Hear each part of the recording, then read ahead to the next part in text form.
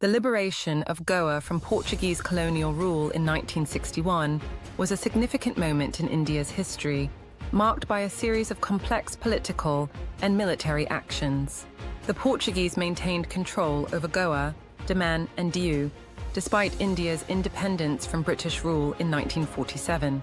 The Portuguese colonial presence in India was deeply resented by the Indian government and the Indian public, who considered it a remnant of European colonialism that was incompatible with India's post-independence ethos. By the late 1950s and early 1960s, India was prepared to take decisive action to reclaim its territory. But the situation was further complicated by the international and Cold War context. During this period, the world was divided into the blocs of the Cold War, with the United States and its NATO allies on one side, and the Soviet Union and its allies on the other. The US and the USSR had very different stances on decolonization and global political dynamics, but both superpowers were keen on influencing countries in South Asia, which was strategically important.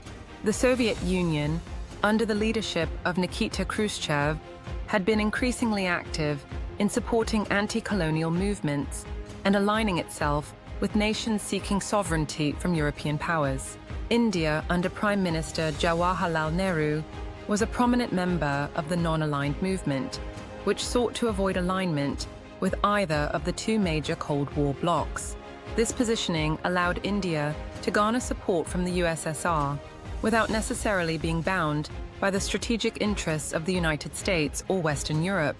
The USSR's involvement in the Goa liberation movement was a direct consequence of this alignment and the Soviet leadership's anti-colonial stance. The Soviet Union provided critical diplomatic support to India's efforts and acted as a counterbalance to Western powers, particularly Portugal and its ally, the United States. The USSR used its position in the United Nations to support India's position diplomatically.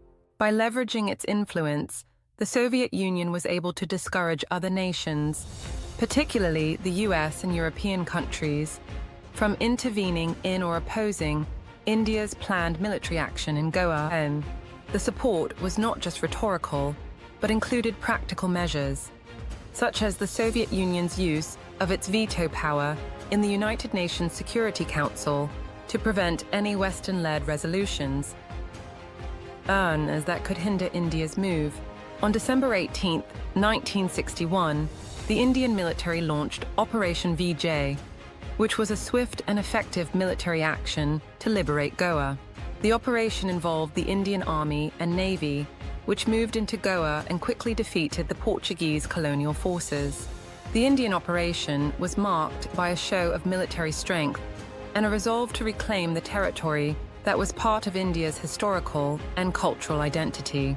The Soviet Union, in the days leading up to and during the military operation, provided a significant degree of support, ensuring that there would be no diplomatic interference from Western powers.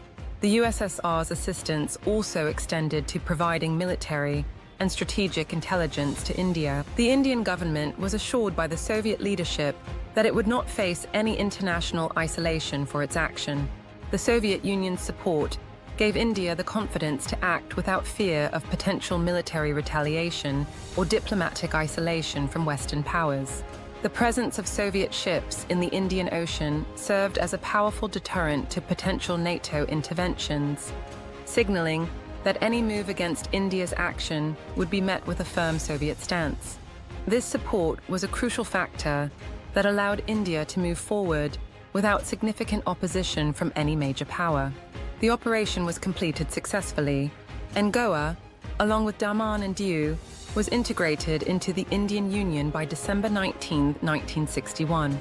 The liberation of Goa was seen as a victory, not just for India, but also for anti-colonial movements around the world. The Soviet Union's support played a vital role in ensuring that India could act swiftly and decisively, with reduced risks of significant external intervention. This assistance reinforced India's strategic alliance with the USSR and helped build strong bilateral ties in the decades that followed, leading to greater military and economic cooperation between the two countries. The support from the USSR during this critical period also underscored the complex interplay of Cold War politics and the aspirations of newly independent nations to assert their sovereignty and control over their territories. Thank you for watching. We have some amazing videos coming up, so stay tuned and make sure to hit the subscribe button.